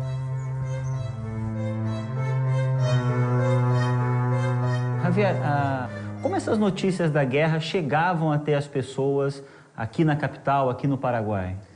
Sí, tenía una cobertura especial, pero era justamente de parte del gobierno. En aquel tiempo la prensa en Paraguay estaba en sus inicios. Teníamos en circulación periódicos llamados El Cabichuí, El Centinela y también un periódico escrito netamente en guaraní, El Cacique Lambaré.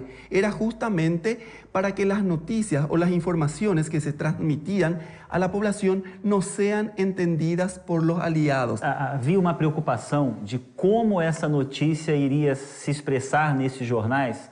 Había un tratamiento muy nacionalista.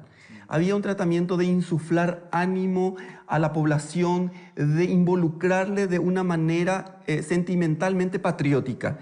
Aparte de las informaciones venían como de repente poemas patrióticos, enaltecedores a la figura de López, y era justamente para que la gente se involucre y esté como que insuflada de patriotismo. Mas é possível uma dupla interpretação. Há um lado bom de você fortalecer esse movimento de guerra, mas também tem a oportunidade de construir uma imagem positiva do próprio país, mas de Solano Lopes também. Bueno, no existía una prensa opositora a la guerra y al mariscal Francisco Solano López. Medio de prensa opositor no se conoce o no existía. In Brazil, for example, this wasn't true. In Recife, for example, there was opposition newspaper, which I've used as a source, interesting source called O Turubuno, and they're denouncing the war in every issue. They denounced the war. And they denounced slavery at the same time. So it's an abolitionist, anti-monarchy, anti-war newspaper. It was possible to publish such a thing in Brazil at the time. The political system was sufficiently flexible or open enough that they could put up with this kind of criticism. Depois da queda da fortaleza de Humaitá, Solano Lopes começou a perseguir quem ele acreditava que poderia traí-lo para acabar a guerra. Sua família foi a maior vítima de suas desconfianças. Sua mãe, Juana Carrillo Lopes, e suas irmãs, Inocência e Rafaela, foram presas e torturadas. Seus irmãos, Ángel Benigno Lopes e Venâncio Lopes, caíram em desgraça. Foram terrivelmente torturados e mortos.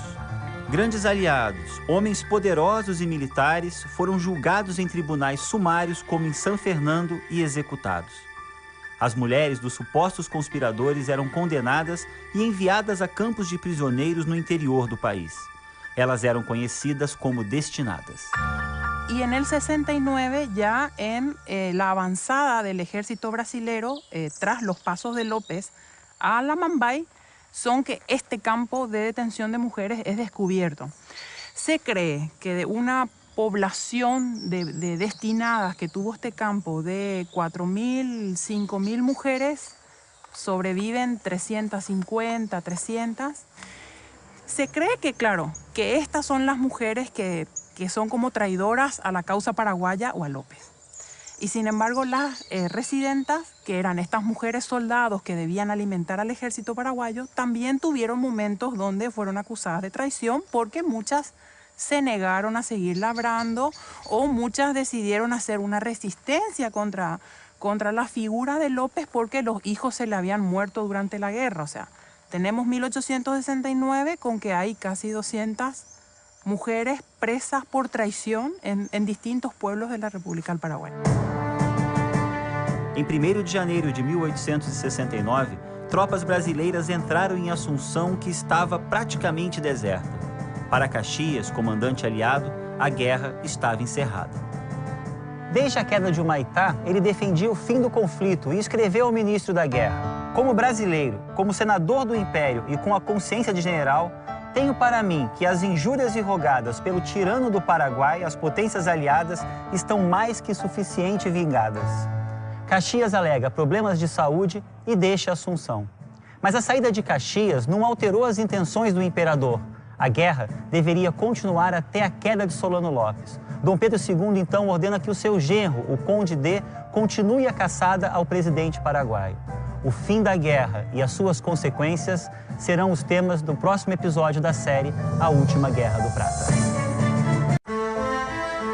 Em agosto de 1868, a poderosa fortaleza de Humaitá caiu nas mãos dos exércitos da Tríplice Aliança. Por quase 4 anos, Humaitá foi o bastião de Solano Lopes no Rio Paraguai. Conteve a invasão, impediu a chegada a Assunção, mas caiu. E os aliados tomaram a capital. No último ano do conflito, o exército brasileiro tornou-se uma força de perseguição e captura ao presidente paraguaio, Marechal Francisco Solano Lopes. A guerra deixou as margens do Rio Paraguai e embrenhou-se pelo território de um país completamente devastado e destruído. Paraguay es el único país de América del Sur que define todas sus fronteras a sangre. Todas. O sea, no hay un pedazo de la frontera paraguaya que no haya sido ganada o fijada con una guerra internacional, ¿verdad?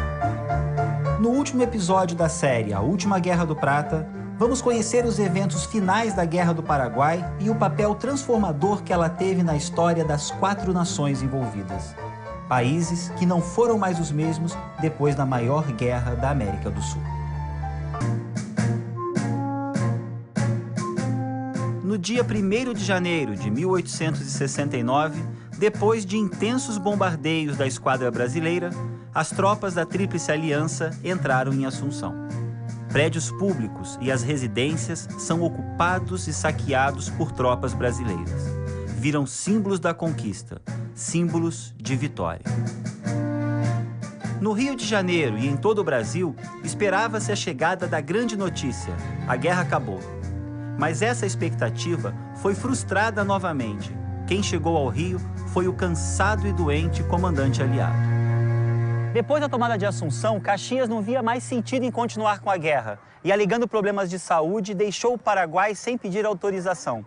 Em fevereiro de 1869, ele chega ao Rio de Janeiro praticamente anônimo, sem ninguém para recebê-lo. O imperador, então, ordenou que o seu genro, o Conde D, marido da princesa Isabel, assumisse o comando das tropas aliadas e continuasse a perseguição a Solano Lopes. Em março de 1869, contra sua vontade, o conde partiu para o Paraguai. A guerra ainda demoraria 1 ano para terminar.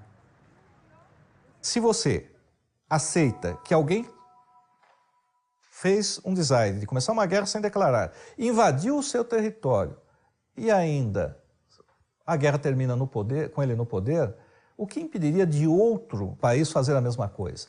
Esse é um aspecto. E o outro aspecto é o seguinte: a guerra tinha ido tão longe, todo aquele sacrifício, se a monarquia não saísse vitoriosa, ia incentivar o desenvolvimento de movimentos oposicionistas dentro, inclusive republicanos, e contestação ao poder central. Então, a própria sobrevivência do Estado monárquico estava em jogo se não houvesse a vitória da guerra no Paraguai. Por esse conjunto de elementos é que Dom Pedro exige a continuação da guerra. Em 1869, os brasileiros foram acusados de cometer diversas atrocidades contra os soldados paraguaios.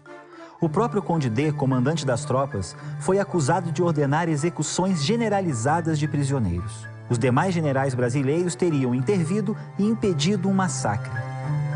Na Biblioteca Nacional do Rio de Janeiro encontramos grande parte das fotografias desse período final da Guerra do Paraguai.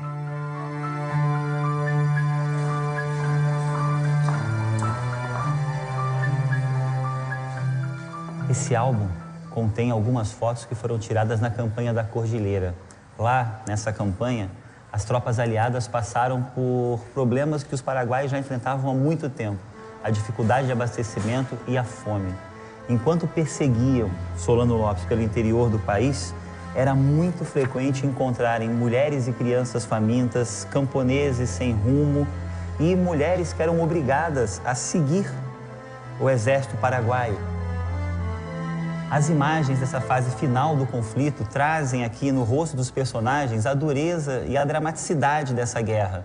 O último confronto de campo, a Batalha de Campo Grande ou a Costa Nu, é um símbolo dessa dificuldade. Nessa batalha, aquilo que restou do exército de Solano Lopes era composto por idosos ou crianças. Essas crianças usavam barbas falsas para disfarçar a idade e lutaram bravamente contra as tropas aliadas. Essa batalha ficou registrada em relatos de soldados brasileiros, como Dionísio Cerqueira, que disse: "O campo ficou cheio de mortos e feridos do inimigo, entre os quais causavam-nos grande pena pelo avultado número os soldadinhos cobertos de sangue, com as perninhas quebradas, não tendo alguns ainda atingido a puberdade. Como eram valentes para o fogo os pobres meninos. Que luta terrível aquela entre a piedade cristã e o dever militar. Os nossos soldados diziam que não dava gosto a gente brigar com tanta criança." O dia dessa batalha, 16 de agosto, é no Paraguai o Dia das Crianças. Y esa guerra fue, según dicen los historiadores, una de las primeras guerras totales de la historia. Una total movilización de la población civil, de los niños, de los hombres, de las mujeres. Y eso provocó una tremenda mortandad. Se você lê um jornal editado no Rio São Paulo, a guerra é um assunto importante, mas há outros assuntos. O Paraguai não, ela foi uma guerra total, ela mobilizou todos os recursos do país para o combate, né? E os efeitos não antecipados disso são a fome, as epidemias, né, que dizimaram a população e que não foram, talvez, devidamente levados em conta pelo Lopes, quando ele... Aí a gente tem que falar no singular mesmo, porque assim, não havia uma elite paraguaia, o sistema era realmente centralizado na figura do Lopes, né? E o Lopes levou esses custos além do momento em que teria sido racional continuar a guerra. No primeiro dia de março de 1870, Solano Lopes foi localizado em Cerro Corá, próximo à fronteira com o Brasil. Ao tentar fugir, ele recebeu um golpe de lança do cabo do exército brasileiro Francisco Lacerda, o Chico Diabo. Caído, Solano Lopes teria dito sua última frase: "Morro com a minha pátria." A Guerra do Paraguai chegava ao fim. López estaba convencido, como el padre y como Francia, digamos, que ellos eran el país, de que el país se representaban ellos. O sea, él tenía esa idea que él era la expresión máxima de la nación. Y ese es el famoso debate de muero con o muero por. Él muere y está convencido que el Paraguay desaparece porque él era el Paraguay, ¿verdad? Y de alguna manera lo que hace es alargar la agonía, ¿verdad? O sea, ya sabía que se moría, pero alargó colectivamente la agonía de un país que él estaba convencido de se acababa, ¿verdad? O fim da guerra foi muito comemorado no Brasil. O governo não queria fazer grandes celebrações, mas teve que ceder aos pedidos do Conde D. As ruas do Rio de Janeiro foram enfeitadas para receber os primeiros soldados que voltavam ao país. Ao voltar dos campos de batalha, os veteranos encontraram um país quebrado, sem condições de cumprir os compromissos feitos antes dos combates. O que foi permitido basicamente foram pensões, posições preferenciais de acesso ao serviço público, doação de terra e amparo às famílias. O amparo às famílias foi feito pelo caminho normal do sistema de pensões do Exército, que depois se aprimorou. A questão das terras, quando as terras foram disponibilizadas, normalmente foram colônias militares na fronteira. Havia pouca gente disposta a morar nesses lugares. Em relação ao serviço público, essa promessa pressuporia um serviço público controlado pelo governo, mas não era, e o próprio governo não tinha condição de lidar com isso. No fundo, acho que o recrutamento não ajudou muito na navegação social dos veteranos. Em 1869, o chanceler brasileiro José Maria da Silva Paranhos chegou ao Paraguai com o objetivo de conter a influência argentina no país. Ele conseguiu articular um governo pró-Brasil e foi ainda mais longe. Em 1872, o Brasil rompeu o Tratado da Tríplice Aliança e assinou um acordo de paz com o Paraguai separado dos aliados. Garantiu as fronteiras aonde o Brasil sempre quis e ainda impediu que a Argentina conseguisse a área que lhe interessava, o Chaco-Paraguai. A aliança entre Brasil e Argentina durou pouco mais que a guerra e os dois países voltaram a se distanciar. O Brasil enviou à guerra cerca de 139 mil soldados. Estima-se que entre militares e civis morreram perto de 50 mil brasileiros. 5.500 soldados uruguaios entraram na guerra, 500 retornaram, mas o número de mortos não é preciso. O número de soldados argentinos gira em torno de 30 mil, sendo 18 mil as baixas entre mortos e feridos. Entre os paraguaios, as perdas foram devastadoras. Estudos recentes estimam a população paraguaia antes da guerra entre 450 e 500 mil habitantes. Em 1870, uma série de censos estimaram a população em cerca de 200 mil paraguaios. Desses, apenas 28 mil eram homens adultos. La gente sobrevivió como pudo. En general en el campo, porque en esa época se había acabado la agricultura, se había acabado la ganadería, pero en fin, quedó como un país porque, no existía otra alternativa para la gente que vivía en el Paraguay. Era seguir adelante con lo que se tenía. Las mujeres se encargan de hacer todo el trabajo que sea de chacra durante toda lo que se le llama la reconstrucción o el periodo de posguerra. Este rol de las paraguayas es un rol que viene desde la época de la colonia, o sea, no es en absoluto extraño para las paraguayas el trabajo vinculado de las mujeres, ya sea al comercio o ya sea al campo. Ahora, las mujeres en ningún momento entran de lo que sería la política. Hay una última gran inmigración europea a Paraguay, ¿verdad? Que es coletazo de la inmigración un poco a San Pablo, pero sobre todo a Buenos Aires. O sea, gente que viene a Buenos Aires encuentra que ya el mercado estaba tomado y viene a Paraguay. Y ahí aparece el tranvía, la prensa, fábrica de hielo, de fideo, de carruajes, teléfonos. Paraguay entra a la modernidad 15 años después de la guerra, 15 o 20 años después de la guerra. Pero sobre todo con mucha inmigración extranjera, que de hecho es la que queda como burguesía paraguaya durante casi 70, 80 años, ¿verdad?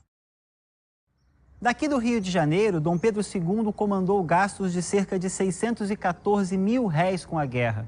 Para se ter uma ideia, esse valor era equivalente a 11 anos do orçamento total do Estado brasileiro. A Guerra do Paraguai desequilibrou e comprometeu terrivelmente as contas públicas, jogando o Brasil em uma crise econômica que obrigou o governo a adotar medidas que desagradaram a todos e enfraqueceram a monarquia. O que a guerra gerou? Ela gerou dívidas, ressentimento, um certo orgulho nacional por ter vencido uma guerra, e pouca coisa mais, né? Nós não desenvolvemos um parque industrial ou uma infraestrutura ferroviária em função da guerra. O Brasil não conseguiu utilizar a guerra para se modernizar num caminho semelhante, por exemplo, ao da União Norte-Americana na Guerra Civil. Ela leva à profissionalização do Exército. O Exército, até a Guerra do Paraguai, era leal ao imperador. Após o fim da Guerra do Paraguai, a alta oficialidade, Caxias, Osório, etc., os generais continuam fiéis antes ao imperador, enquanto que os oficiais coronéis para baixo, eles são fiéis à nação. O discurso deles é fidelidade à nação brasileira, não ao imperador. Então, é uma sutileza, mas que mostra já uma fissura ideológica na estrutura de sustentação da monarquia.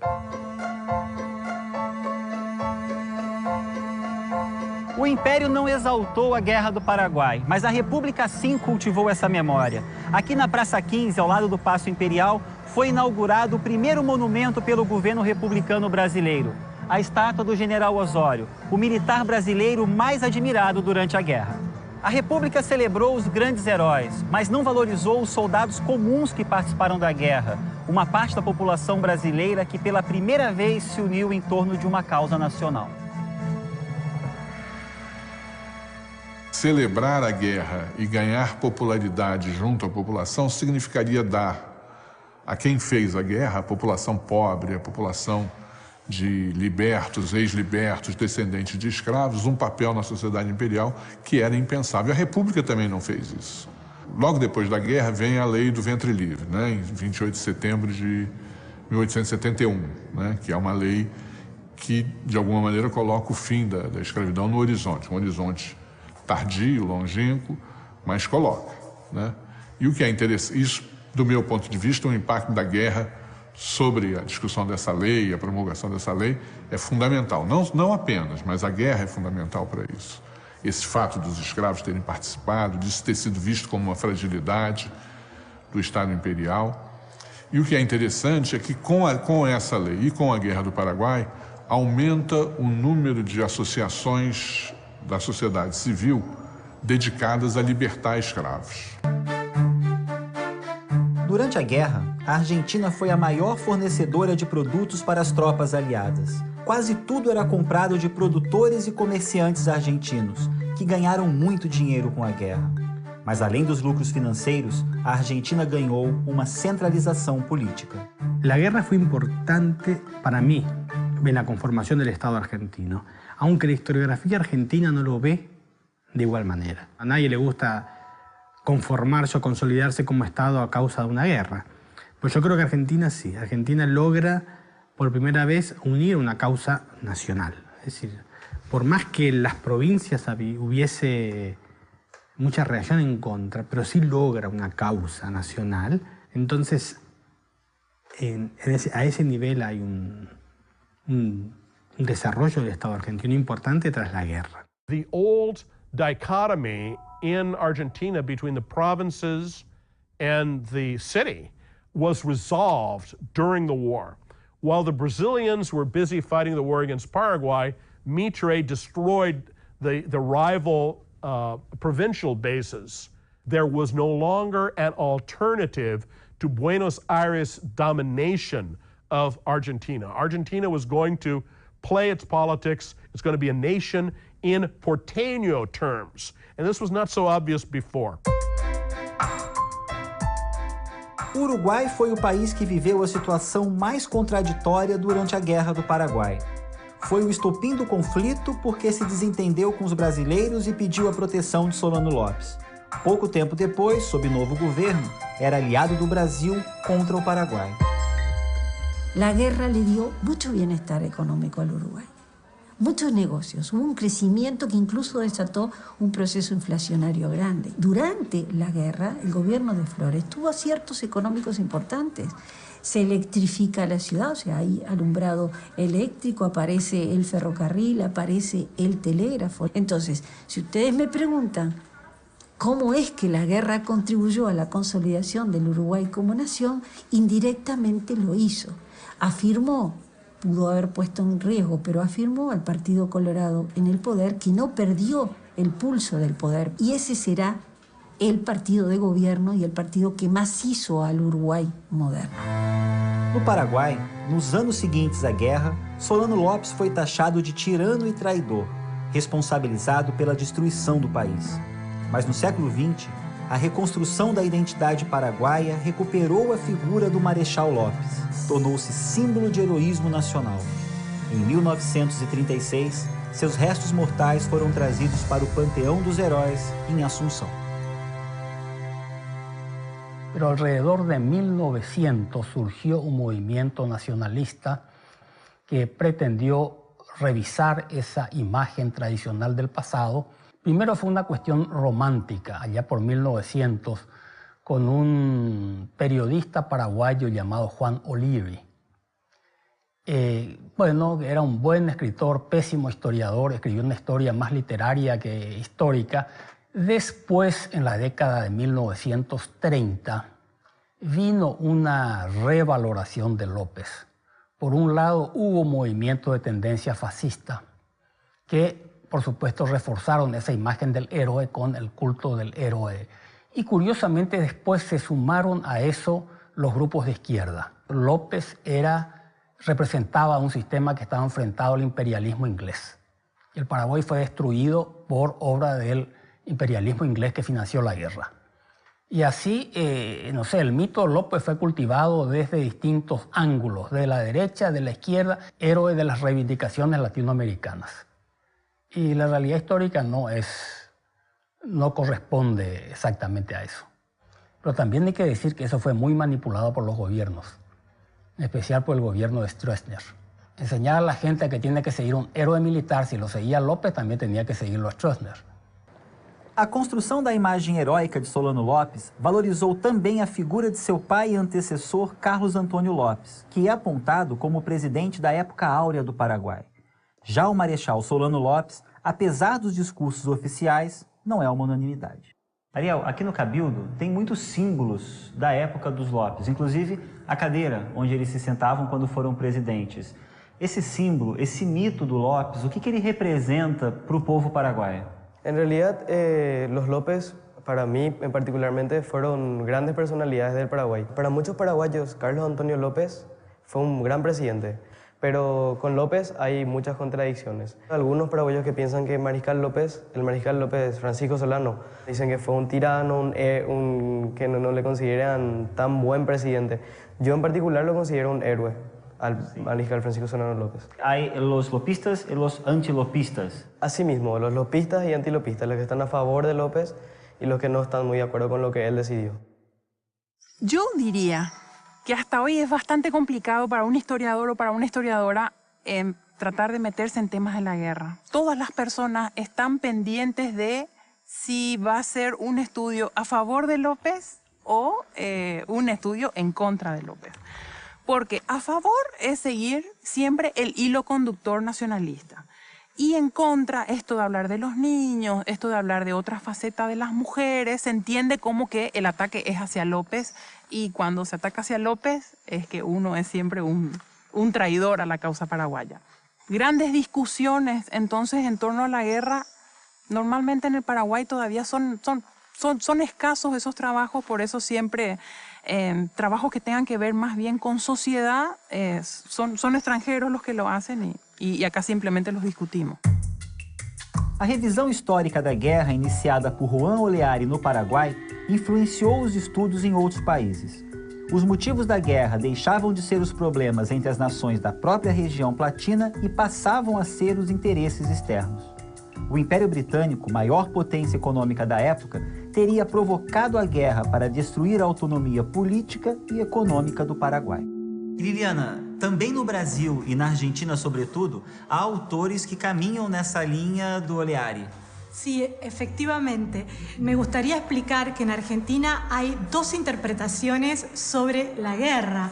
Una tradición historiográfica, la tradición liberal, que fue inaugurada por Bartolomé Mitre. El culpable de la guerra había sido Francisco Solano López y sus ambiciones de liderar la región, e incluso se lo veía a Francisco Solano López como un bárbaro. Y en 1930 comienza lo que en Argentina denominamos el revisionismo histórico. A partir de esa década de 1930, un conjunto de autores comenzaron a ofrecer una lectura de la guerra muy parecida a la de Juan Oleari en cuanto a su postura antiimperialista, antiliberalismo y sobre todo en poner a Inglaterra como responsable de haber llevado la guerra contra el Paraguay. E hoje, como a historiografia argentina vê a guerra? La historiografía argentina en el presente no adhiere a las tesis de que Inglaterra fue la instigadora o la que financió la guerra contra el Paraguay, porque esas tesis no han podido ser demostradas con pruebas empíricas. Es cierto que capitales ingleses financiaron a los ejércitos aliados y al ejército paraguayo, pero eso no quiere decir que Inglaterra, como Estado, tuviese un lado no conflicto. Exactamente, tenía toda la intención de llevar la guerra al Paraguay para romper el aislamiento y abrirla al mercado británico. A ideia de que a Inglaterra tivesse fomentado o conflito, ela é ótima e podia até fazer sentido, né, caso realmente o Paraguai fosse a potência econômica que os autores ligados a essa perspectiva sustentam. O problema é que ela não se confirma na documentação, nas fontes pesquisadas.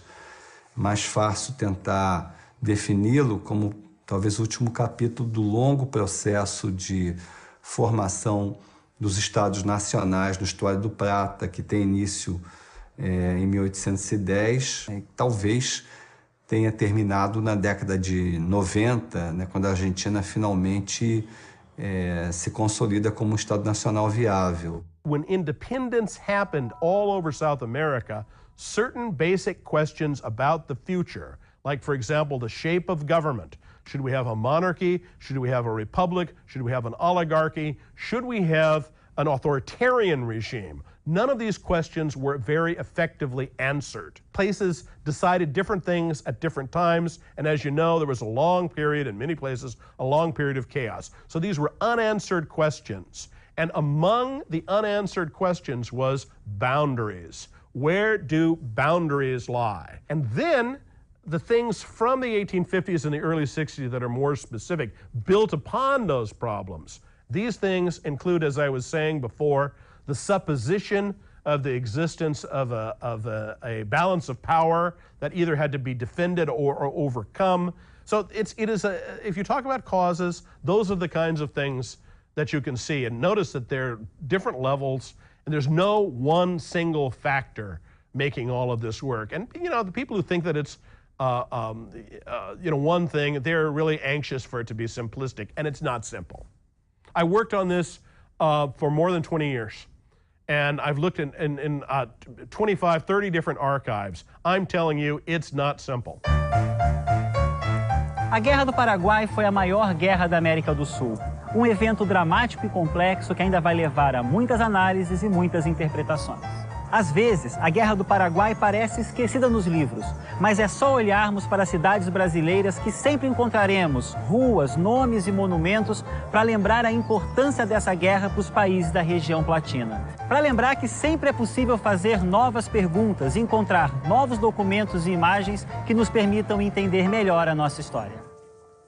Eu acho que um ponto interessante sobre a guerra, e que pouca gente fala, é que a guerra podia ter uma outra leitura se houvesse um esforço de intelectuais de todos os países envolvidos, que é entender a guerra, primeiro, como uma grande tragédia comum, certo? Claro que o Paraguai pagou mais caro, mas foi uma grande tragédia comum, porque os esforços e os sofrimentos foram dos paraguaios que estavam na frente de batalha, mas também de argentinos, brasileiros, que não tinham interesses geopolíticos, que eram seres humanos individuais que estavam lá porque foram enviados para lá. Não existe o lado certo e o lado errado.